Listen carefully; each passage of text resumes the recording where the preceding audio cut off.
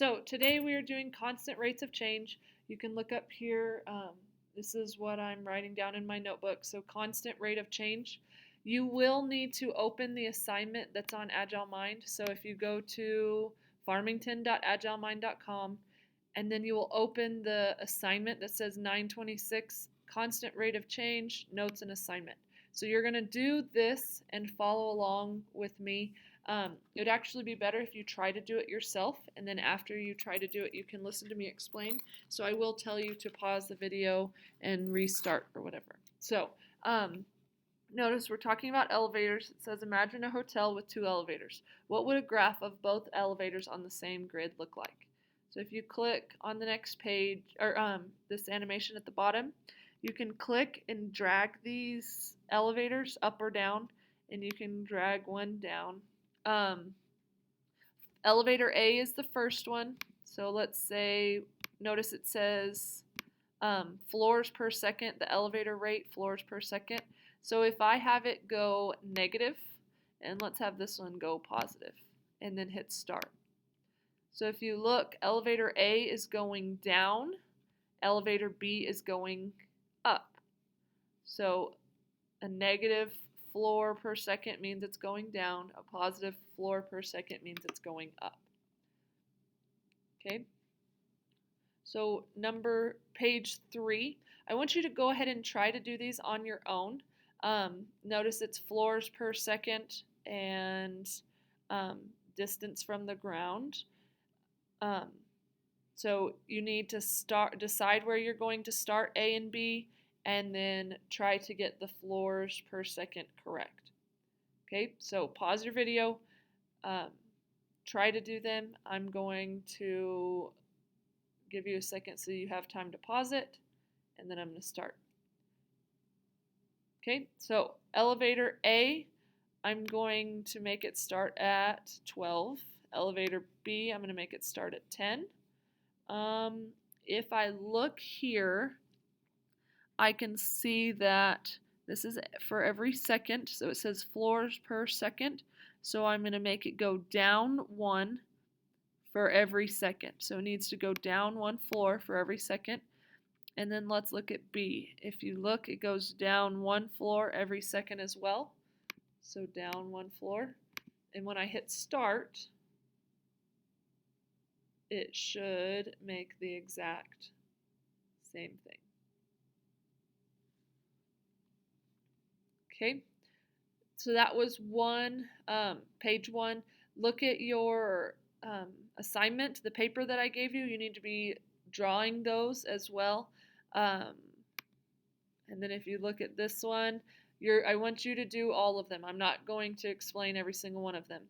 I want you to do them, see if you can get them. There are, notice, 6 of them. Okay, so now if I look, I changed to page 6. Once you're done with those, back on this page, I want you to go ahead and start the video again and go to page 6. Okay, so this is Merino Community Center, and it drains the water to perform maintenance. So there you can watch, it's going to drain the water. So 0 time has passed. There's a volume of 1200. After 2 hours, there's 900. 4 hours is 600. 6 hours is 300. 8 hours is 0. So I'm going to go ahead and write down that table.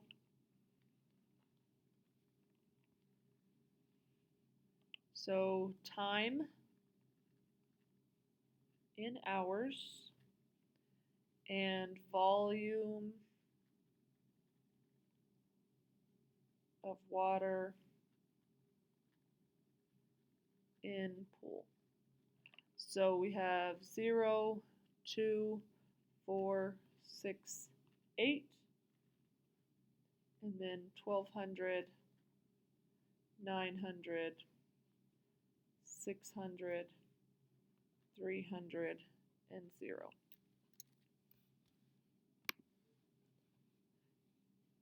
Okay, it wants you to find out how much or how many gallons it's changing for every number of hours. We've been doing this.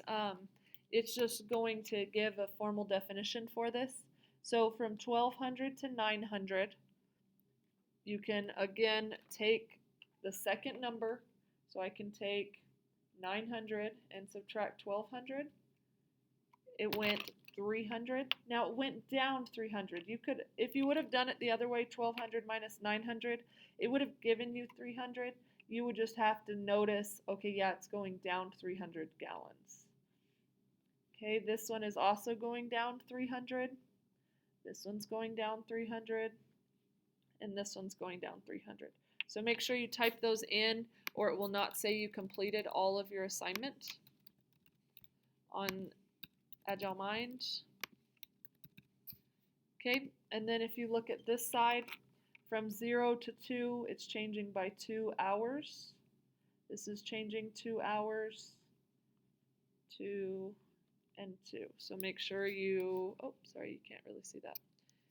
So make sure you type 2, 2, 2, 2. And then you can hit check. Yes, we're right. This page, so for 0 to 2 seconds, it went down 300 for every 2 hours. So type that into your calculator. Negative 300 divided by 2 is negative 150. So negative 150. From 2 to 4 seconds, it went down 300 gallons as well for 2 hours. So it's negative 150. Negative 300 divided by 2, negative 150, negative 300 divided by 2, negative 150. And we're correct. Okay. Now, if you go to page 7, it says, what is the rate of negative 150 gallons per hour mean in context of the problem? So that just means the pool is losing 150 gallons every hour. So yes, this was for every 2 hours, but again, we don't want to know how much it's losing every 2 hours. We want to know how much it's losing per hour. Okay, on page 8, it wants you to graph it. So you're going to take the points. I want you to try it by yourself, so pause it at this point, but you're going to try it yourself. So I'm going to go 0, 1200, to 900, and so on and so forth. At the end, once you've plotted all of these points, it will let you hit check and see if you're right. The reason you need to practice doing this is because whenever you take the park, it will always have you graph points like that, so just make sure you plot those points. Okay, so I'm going to go ahead and graph it on my page.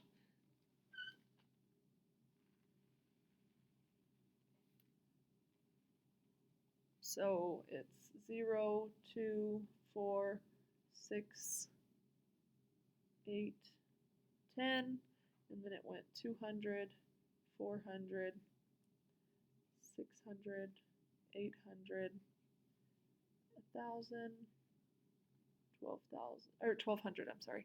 So remember, you always have to have the this go up by the same amount. So if it's going by 200, it's got to keep going by 200. And I moved this so I can't see that graph. So the first point would be 0, 1,200. Next point is 2, 900. 4, 600.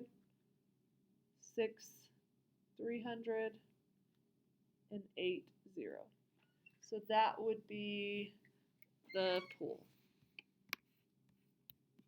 Okay, let me move this out of the way. Okay, so now if you look at page 9,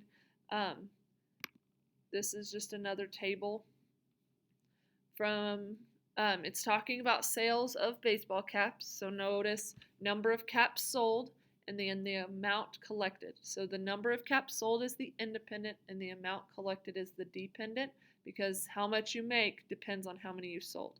So from 0 to 10, that changes by $10. From 10 to 30, that's $20. And you can find that by subtracting, so just do 10 minus 0 is 10, 30 minus 10, 10 is 20, 50 minus 30 is 20. 60 minus 50 is 10. And 60 to 90. 90 minus 60 is 30. You're going to check. Now we're going to do this side. So from 0 to 1, that goes up by 1. From 1 to 3, that goes up by 2. 3 to 5, that's also 2. 5 to 6, that's 1. 6 to 9 is 3. Okay. Now it's going to have us do the same, or it's going to do the same thing. 10 over 1, what's 10 divided by 1? 10, so it's $10 for every cap. 20 divided by 2 is 10. 20 divided by 2 is 10 again. 10 divided by 1 is 10. And 30 divided by 3 is also 10. So notice each of those tell you that it's $10 per cap. So we say that the rate of change is constant. So I'm going to go ahead and write this down. So the rate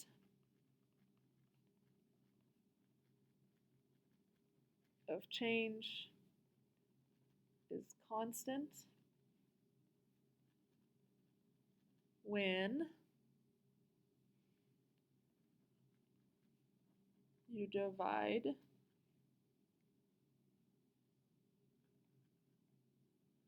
the dependent, I'm going to say change of the dependent by change of independent. So we took 10 divided by 1 was 10. 20 divided by 2 was 10. And 30 divided by 3 was also 10. So this rate is constant. Although it doesn't look like it's constant, it is constant because all of these are exactly the same. So notice it's the same thing here. 300 divided by 2 was negative 150. So that is the same. We also call this right here is called the first difference. First difference, and it's for both sides, is the difference between the values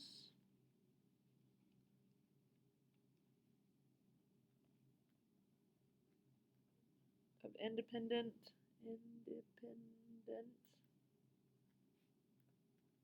and dependent. Oops, sorry, didn't realize you couldn't see that.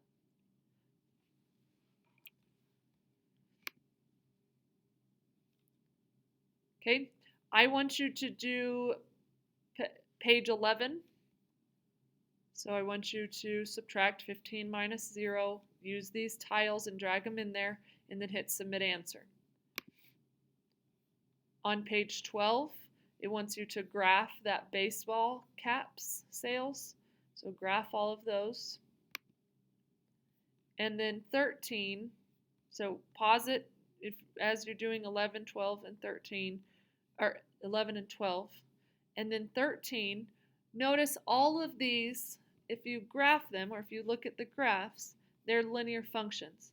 So when, and this is huge, huge, huge. So linear functions is when